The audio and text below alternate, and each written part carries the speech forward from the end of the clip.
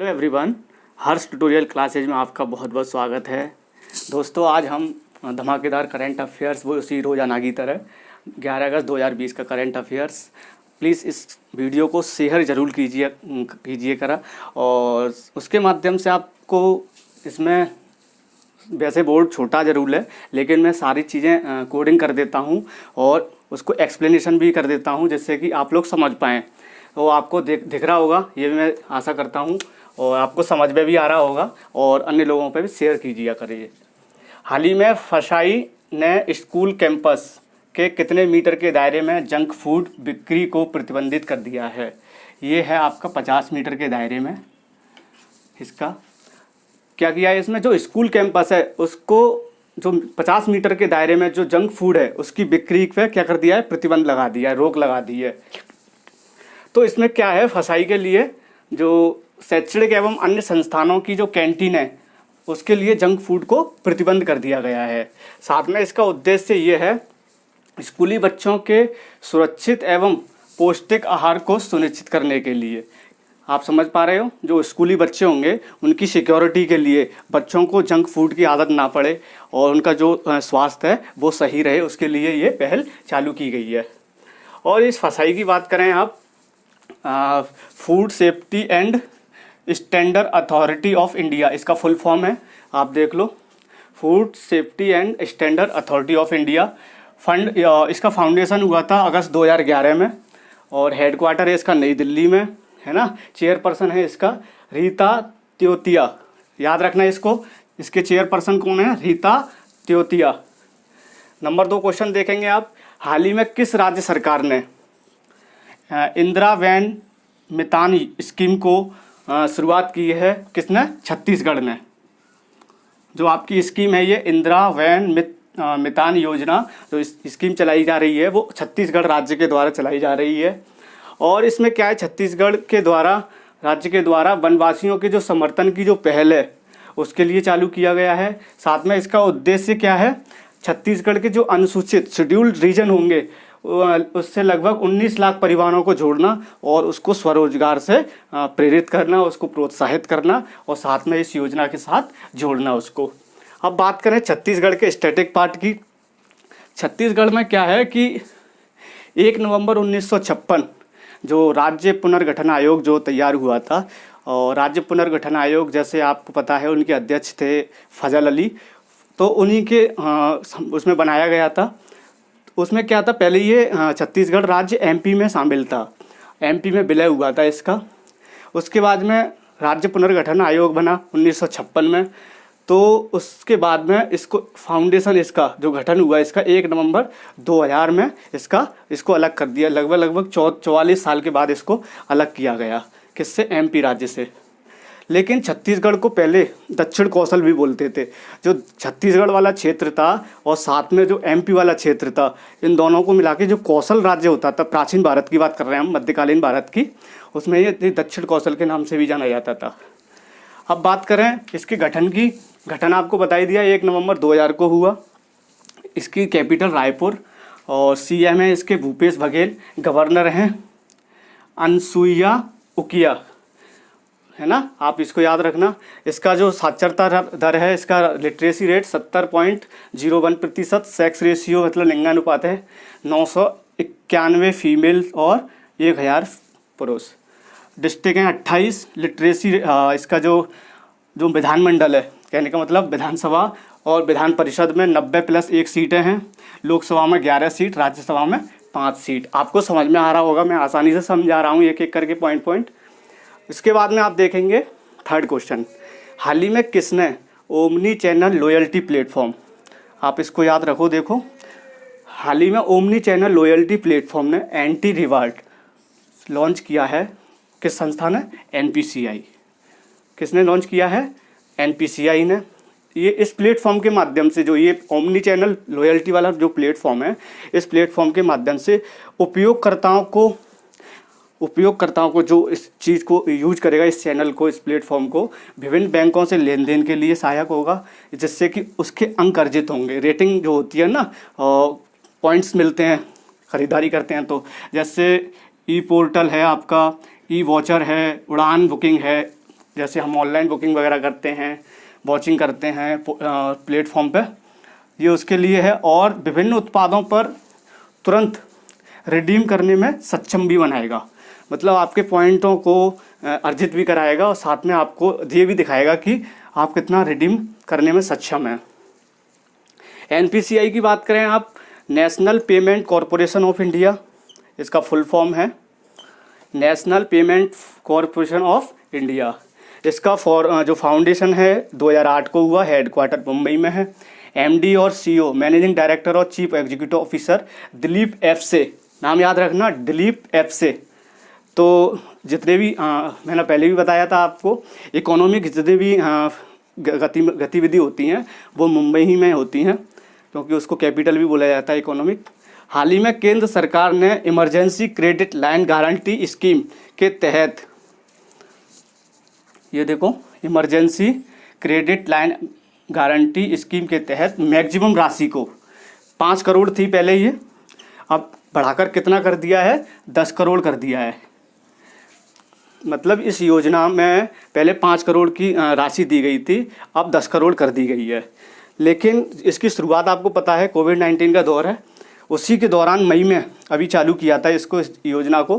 केंद्र सरकार के द्वारा आत्मनिर्भर पैकेज के साथ साथ एक भाग के रूप में था ये, मतलब जो आत्मनिर्भर योजना चलाई थी जो प्रधानमंत्री मोदी जी हैं, उसी का एक पार्ट है, एक उसका रूप है ये emergency credit line guarantee scheme. तो उसमें क्या किया है, इससे बढ़ाकर इतना कर दिया है। और इसका उद्देश्य क्या है ये देखें। सबसे पहले जो 41 या 600 करोड़ का जो पैकेज था योजना का, उसके अंतर्गत MSMEs, तो जो सूक्ष्म लघु उद्योग होता है ना, और विन गारंटी योजना और बड़ी कंपनियों को दिया गया है। साथ में पेशेवर जितने भी व्यवसाय के लिए लोन ले रखे थे, पेशेवर व्यवसायों ने जितने भी लोन ले रखे थे, उस योजना में किया गया है, उनको भी कवर कर लिया गया है। इस योजना के माध्यम से, जो आत्मनिर्भर वाली योजना है, इसके माध्यम से MSMEs है ना, और बड़ी कंपनी साथ में, और जो पेशेवर छोटे छोटे व्यवसाय होते हैं, उनको भी जो लोन दिया गया था इसमें शामिल कर लिया गया है। अब क्वेश्चन नंबर 5 देखेंगे आप। बिहार राज्य प्रदूषण नियंत्रण बोर्ड, बिहार राज्य का जो प्रदूषण नियंत्रण बोर्ड है, वायु गुणवत्ता प्रबंधन के लिए, जो एयर क्वालिटी इंडेक्स मैनेजमेंट के लिए किस संस्थान के साथ उसने हस्ताक्षर किया है। जो MOA है, मतलब ये है मेमोरेंडम ऑफ अंडरस्टैंडिंग, मतलब जो समझौता ज्ञापन होता है उस पर हस्ताक्षर किया है किसने, बिहार राज्य ने। किसके साथ, वायु गुणवत्ता प्रबंधन है उसके लिए।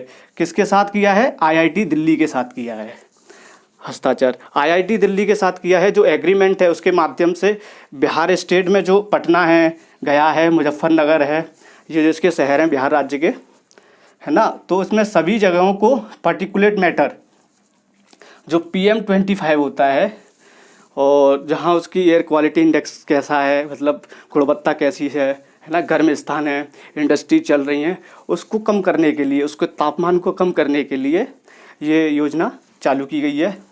उन स्थानों को पहचान करेगा ये। इसके साथ IIT दिल्ली के साथ इसने हस्ताक्षर किया है। किसके लिए, प्रदूषण नियंत्रण के लिए। अब PM25 है क्या चीज़, पार्टिकुलेट मैटर जो है ये है क्या चीज़, इसको देख लेते हैं। एक ये प्रदूषक होता है, एक इंडिकेट होता है ये। अगर इससे ऊपर एयर क्वालिटी इंडेक्स, जो एयर क्वालिटी की गुणवत्ता कैसी है एयर की, ये प्रदर्शित करता है। अगर इतना लेवल पहुंच जाता है ना, फिर उसके बाद में दिक्कत खड़ी होती है। हेल्थ के लिए हार्मफुल होता है, ये हानिकारक होता है हेल्थ के लिए, स्वास्थ्य के लिए। और ये रक्त प्रवाह के माध्यम से एंटर करता है शरीर में, और बीमारी जो इससे हो सकती हैं, अस्थमा है ना, सांस लेने में दिक्कत, हृदय रोग जो हार्ट का पेशेंट हो जाता है, फेफड़ों का कैंसर एवं अन्य ऐसी बीमारियां भी इससे होने की आशंका रहती है, अगर ये पार्टिकुलेट मैटर, अगर लेवल इसका बढ़ जाता है एयर क्वालिटी का। और उसके बाद में ये आप देखेंगे कि डॉक्टर इलीना सेन, दिख रहा होगा आपको, डॉक्टर इलीना सेन का निधन हुआ है। वो किससे संबंधित हैं, वो सामाजिक कार्यकर्ता हैं, सोशल एक्टिविस्ट थी। और सोशल एक्टिविस्ट के साथ साथ वो सोशल इशू की लड़ाई के लिए भी जानी जाती थी, उसके लिए लड़ाई भी लड़ रही थी, सोशल इशू जो सामाजिक मुद्दे होते हैं। साथ साथ इन्होंने भोजन के अधिकार के लिए महिलाओं के उत्थान के लिए ऐसे सराहनीय कार्य किए और इनका देहावसान हो गया है। और इस वीडियो के बाद में अभी आपको 4-5 क्वेश्चन और मिलते हैं। आइए दोस्तों देखते हैं क्वेश्चन नंबर 7। हाल ही में ट्रैफिक सिग्नल पर महिला प्रतीक चिन्ह अंकित करने वाला भारत का प्रथम शहर कौन सा है? आपका कौन सा शहर है ये? मुंबई। वहाँ पर महिलाओं का प्रतीक चिन्ह भी सिग्नल पर मिलेगा। अब ये चिन्ह जो सरल विचार के साथ साथ लैंगिक इक्वलिटी मतलब जेंडर इक्वलिटी को भी प्रदर्शित करेगा, जिससे कि सुनिश्चित होगा महिलाओं की भूमिका में भी बढ़ावा देने के लिए ये पहल चालू की है। महाराष्ट्र का स्टैटिक पार्ट देखें आप। फॉर्मेशन इसका जो गठन हुआ था 1 मई 1956 को हुआ था। राज्य पुनर्गठन जो आयोग 1956 है, इसको हम विस्तार से पॉलिटी में पढ़ाएंगे आपको, है ना। कैपिटल है इसका मुंबई और सीएम है इसके उद्धव ठाकरे। डिस्ट्रिक्ट 36 हैं और लैंग्वेज मराठी बोली जाती है यहाँ पर। लिटरेसी रेट जो साक्षरता दर है 82.34%। सेक्स रेशियो है 1000 पुरुष पर और फीमेल है 929। और असेंबली में जो सीटें हैं 288, विधान परिषद में 88 सीटें हैं और लोकसभा में 48 सीटें हैं, राज्यसभा में 19 सीटें हैं। अब ये नदियाँ यहाँ पर कौन सी? कृष्णा और गोदावरी बहती है रिवर। जो पुणे शहर है ये रिच शहर है काफ़ी, यहाँ शिक्षण संस्थान बहुत अधिक हैं, इसीलिए ऑक्सफोर्ड ऑफ ईस्ट बोला जाता है इसको। और जो नासिक शहर है महाराष्ट्र का, वाइन कैपिटल ऑफ इंडिया बोला जाता है। और विश्व धरोहर जो वर्ल्ड हेरिटेज में यूनेस्को की जो शामिल हुए हैं, अजंता एलोरा, ये गुफाएं हैं, केव हैं, आपको पता है, ये काफ़ी क्वेश्चन में पूछा जाता है। और महाराष्ट्र राज्य जो द्विभाषी राज्य था बॉम्बे, उसमें से ही अलग हुआ था। गुजरात और बॉम्बे जो महाराष्ट्र था एक ही था, उसके बाद में ये अलग हुआ था महाराष्ट्र। क्वेश्चन नंबर 8 देखें। आत्मनिर्भर भारत का सप्ताह का शुरुआत किसके द्वारा की गई है? राजनाथ सिंह जी हैं, जो आपको पता है डिफेंस मिनिस्टर हैं, ये डिफेंस मिनिस्टर। इस सप्ताह के तहत क्या हुआ है? 101 आइटम की जो लिस्ट तैयार की है इन्होंने, राजनाथ सिंह जी ने, और उसके आयात पर रोक लगा दी गई है। जो इंपोर्ट होता था पहले डिफेंस जो इक्विपमेंट का, और सामान्य पार्ट के साथ साथ जो हाई टेक्नोलॉजी के जो पार्ट्स होते थे टेक्नोलॉजी से रिलेटेड, उन पे भी, उनके वेपन्स पे भी इन्होंने क्या लगा दिया है? रोक लगा दी है। रोक लगाने के साथ साथ इसमें क्या है, लिस्ट की जो सेना के जवान हैं उनके हिसाब से टाइम टू टाइम अपडेट किए जाएंगे और उन्हीं के द्वारा पूछा जाएगा किस वेपन्स की ज़रूरत है और मंगाए जाएंगे। फिर उसके बाद में क्या होगा, इससे इस लिस्ट को बनाने के बाद उसमें जो डिफेंस के जो इंडस्ट्रीज है इंडिया की, उसको बढ़ावा मिलेगा और उसके उत्पादन को मौका मिलेगा उन जो इंडस्ट्रीज लगी हुई हैं, जिससे कि आर्थिक जो सहायता है, आर्थिक जो ग्रोथ है वो इंडिया की बढ़ेगी। क्वेश्चन नंबर 8 देखें आप कि किस दिग्गज ई कॉमर्स कंपनी ने ईजी स्टोर फॉर्मेट लॉन्च किया है? यह है आपकी अमेजन का आपको पता है 5 जुलाई 1994 को गठन हुआ और इसके जेफ बेजोस CEO और MD हैं और ये सिएटल जो US है अमेरिका, वहाँ का है ये कंपनी। इसके माध्यम से क्या होगा, लोगों को प्रोडक्ट को टच करने का जो फील एक्सपीरियंस होगा वो भी मिलेगा, साथ में जो फिजिकल डिस्प्ले जो होती है स्क्रीन पे वो भी मिलेगा आपको इसमें।